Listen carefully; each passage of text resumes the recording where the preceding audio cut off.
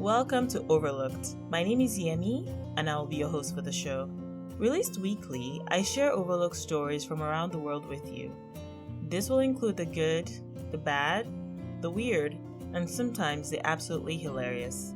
Come back often, share with your friends, and feel free to add the podcast to your regular podcast rotation, wherever you get your podcasts.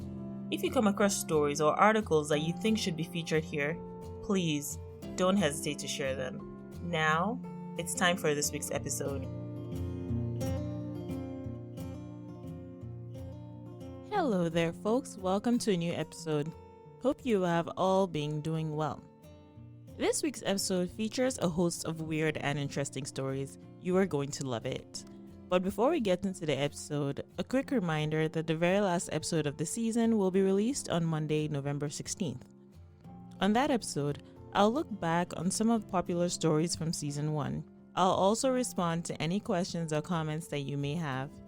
So, if you want to get featured on the show, send a message on either Instagram or Facebook through the company page Tunuka Media. It is spelled Tunuka Media. Anyway, let's kick off this week's episode. WhatsApp, one of the biggest platforms in the world to offer end-to-end encryption by default in all its chats, is launching a version of disappearing messages. WhatsApp is essentially getting on the same boat with social networks like Snapchat or other apps like Signal, Telegram, and Wire that are focused on privacy. This is, of course, if someone does not screenshot the messages. If you have not received your updates yet, WhatsApp will start rolling out the option for users to enable disappearing messages on one-on-one chats. Admins will also have the option to enable the feature in group chats. Disappearing messages should be available globally by the end of November. Unlike other services like Snapchat, WhatsApp is not going to offer granular options where you can set up messages to disappear, say after an hour, a day, a month, or whenever. WhatsApp is going with a more minimalistic approach. Every chat will start off with the disappearing message feature by default turned off, but if you turn it on, the message will disappear automatically after 7 days. The settings won't affect the messages that were previously sent before the setting was turned on. Turning on disappearing messages isn't really going to change the dynamics of how the app itself works. For example, people are still going to be able to forward your messages from one WhatsApp chat to another, and these forwarded messages will not disappear on the recipient's phone. A powerful earthquake has struck off Turkey's Aegean coast and north of the Greek island of Samos. According to the U.S. Geological Survey, or USGS, this 7.0 magnitude tremor was centered off Turkey's Izmir province. Turkey put the magnitude lower at 6.6, but even with that, almost 1,000 people have been injured in Izmir, with just over 100 people that have passed away. Turkey and Greece both sit on fault lines, and earthquakes are fairly common. Izmir is Turkey's third largest city, with a population of nearly 3 million people. After the quake, at least 20 buildings collapsed. There are stories of survival. What I wanted to highlight is that even with all the destruction, over 100 people have been rescued from under the rubble. These include a 3-year-old girl who was rescued after 91 hours trapped under rubble. You heard that right, 91. Another 3-year-old was rescued after 65 hours of being trapped. Rescue efforts are still ongoing at 5 out of the 17 collapsed buildings, and we have to give accolades where accolades are due to all the people that are coming together to help people that are trapped and get them out safely. Researchers at Rice University in the United States have created a malaria test that is so simple to use that it's like putting on a bandage. The best part is that the technology is inexpensive, it does not need any specialist knowledge, no blood has to be drawn, and the results of the tests come out in less than 20 minutes. Malaria is a major killer in many parts of the world where access to medical services is limited or in fact sometimes non-existent. So for many people in those regions, getting a malaria diagnosis in the laboratory is really difficult or might even be impossible. This patch potentially meets the need for a low-cost on-site diagnosis. The bandage-like patch contains an array of hollow microneedles. These microneedles gently penetrate the skin and absorbs interstitial fluid. After approximately 20 minutes, an antibody in the strip works to detect key markers in the absorbed fluid. The results are then displayed in a way that is similar to a pregnancy test, with red lines that indicate if the test is positive or negative. So it is relatively easy to read and interpret. These innovative patches are estimated to cost only around $1 a piece, and that is $1 if produced in bulk, and can simply be peeled off and thrown away once the job is done. The development team also says that the device could be tailored to search for biomarkers of other diseases. So when I was researching this story, it reminded me of the technology that Theranos had promised and spectacularly failed at. For those who don't know Theranos or what the story behind it is a mix of fascinating and sad.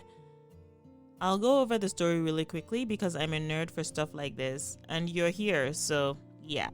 Long story cut really short. Theranos is an American was an American health technology company run by Elizabeth Holmes. The Silicon Valley startup claimed to have an analyzer that could run hundreds of tests from the comfort of your own home, only using about a drop of blood. A very, very good summary was done by Cold Fusion over on YouTube, and it is also the focus of a HBO documentary called The Inventor Out for Blood in Silicon Valley. But in 2018, Holmes and her cohorts were charged for fraud and conspiracy. In fact, the whole thing was just a big, massive ruse. They never had a working stereotype. The company had been faking results and faking their financials for multiple years. And I think the greatest tragedies in all this, and in fact one of the most criminal things, in my opinion, is that they used premature Theranos versions in a patient study that involved people with terminal cancer. This was one of several tests that they did that later had to be recalled after the whole scandal became public. The fascinating part of this to me is that it wasn't really an under-the-table type, organization. At the peak, this company had a valuation of $9 billion US, not million, no, billion. The US Food and Drug Administration had even approved the use of Theranos devices for the herpes simplex virus. The company also won a 2015 Bioscience Company of the Year award by AZ Bio, and its now convicted CEO, Elizabeth Holmes, she was featured on the covers of business magazines and the lists of top executives across the globe. Anyway, unlike Theranos, this science-backed technology actually appears to have promise without all the pompous tomfoolery. Hokkaido City in Japan has set up monster wolf robots to scare away bears from residential areas. It is like, how do I say this? Like a scarecrow on steroids. I'll describe this monstrosity. First, it looks like a wolf, but not just like a regular wolf. It's closer to a werewolf with a disproportionately large head. It also has blonde hair, and its face looks like dried up mask with red eyes and large white ferocious teeth. It scares bears away with nothing but the mental trauma they have to live with after they run. I really do not blame the bears for running away. In fact, humans ought to run away too. Terror aside, the technology is pretty neat. The moment this mechanical monster detects an animal or a bear coming closer, it emits a really loud, spooky sound, and its eyes light up red. This so-called monster wolf has 60 different sound options involving wolf howls, human voices, and even the sound of gunshots. The point is simply to have the bears not get used to a robot and to keep it frequent enough that they get scared away when they come around. Well, I did promise you that this episode is going to have some interesting weird stories. So right now we're going to meet someone I'm going to call the world's ultimate foodie, or better still, the biggest fan of chicken fillet.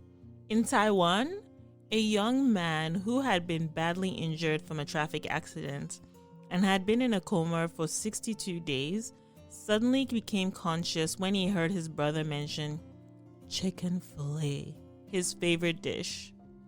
In July this year, the 18-year-old man was involved in a road accident when he was riding his scooter.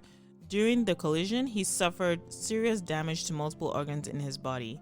After being at death's door multiple times, on his 62nd day in the hospital and in coma, his older brother suddenly joked, "Brother, I'm going to eat your favorite chicken fillet."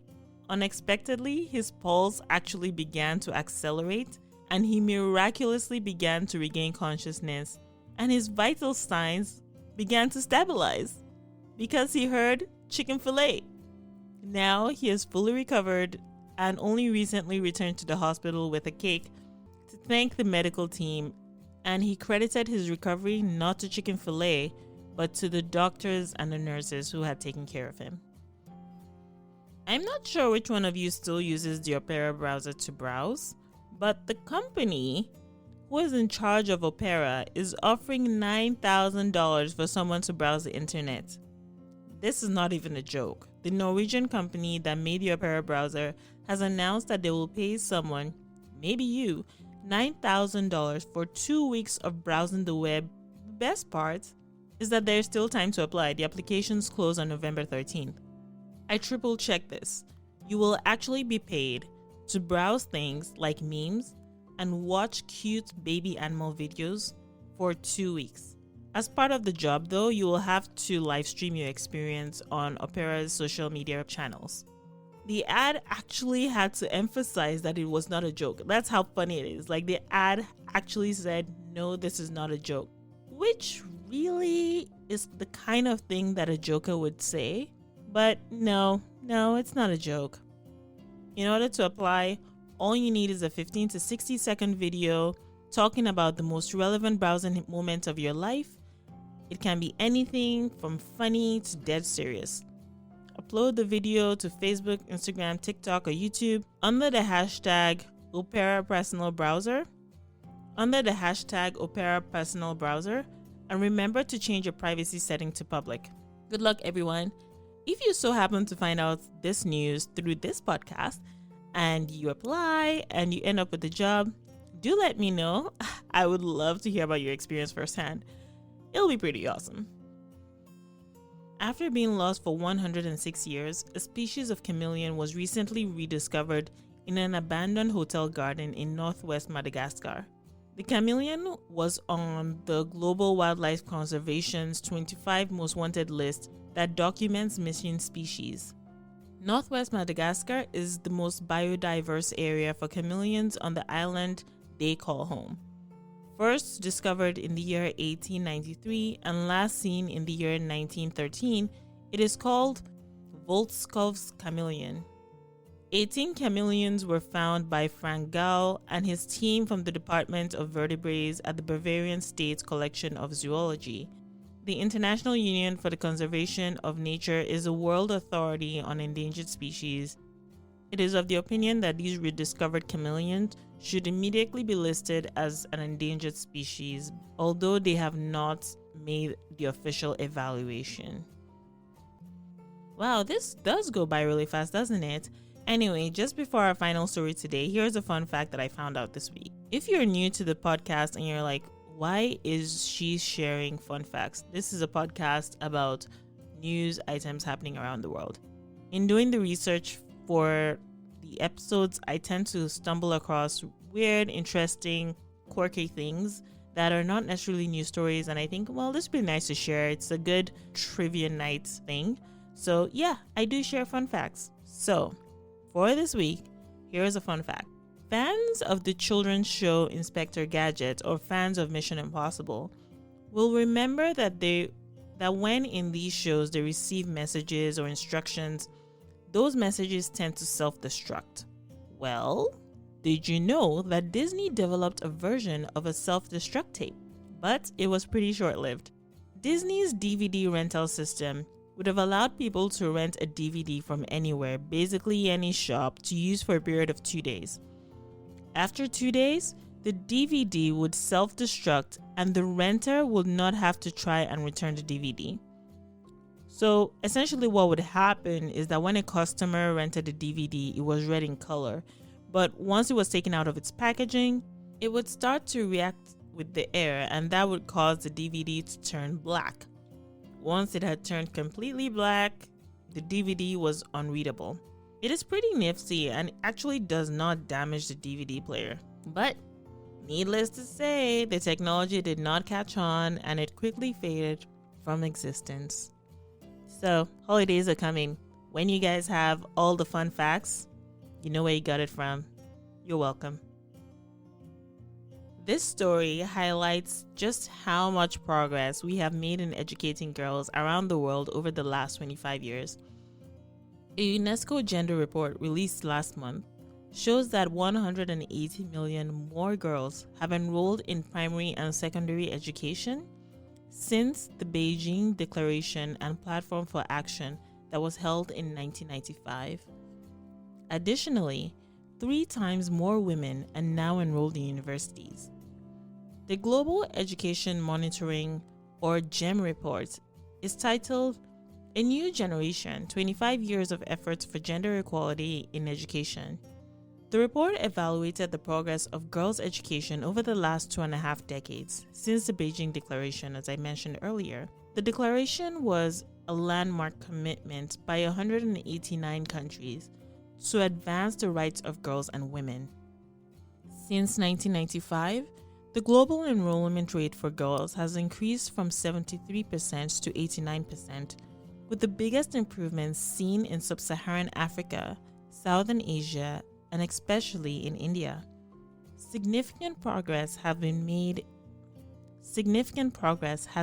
in primary schools in 23 countries, including Bhutan, Djibouti, and Nepal, where gender parity has been achieved compared to 1995, where fewer than 80 girls for every 100 boys attended school. 3 times more women are also now enrolled in universities than 2 decades ago, with particular progress seen in Northern Africa and Western Asia. In Morocco, parity was achieved in 2018 compared to just 3 women enrolled for every 10 men in the early 1990s. The legacy of past discrimination is such that women still account for almost 2/3 of illiterate adults. Many also face additional barriers such as poverty and disability. Even with this progress, it still remains vital for governments to tackle persisting discrimination to achieve equality for the next generation of girls. The GEM report has now launched a campaign called I Am the First Girl. #IamTheFirstGirl. This campaign aims to show the world what happens when governments invest in girls' education. It aims to share the positive contribution to society by millions of women who are the first in their family to finish secondary school or university. Look out for the hashtag on social media. And with that, thank you for listening, friends, and have yourselves a great week.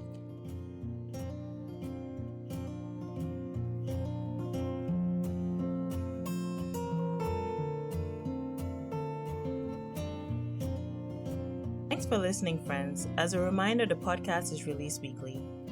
Subscribe or follow across social media to be notified when a new episode is released. Overlooked is a Tunuka media production, which also includes shows like Africa in My Kitchen, with more on the way. Follow Tunuka Media on Instagram, YouTube, Facebook, and Twitter to connect to say hi or to be on the forefront of upcoming shows and program schedules. Until next time, I'm your host, Yemi.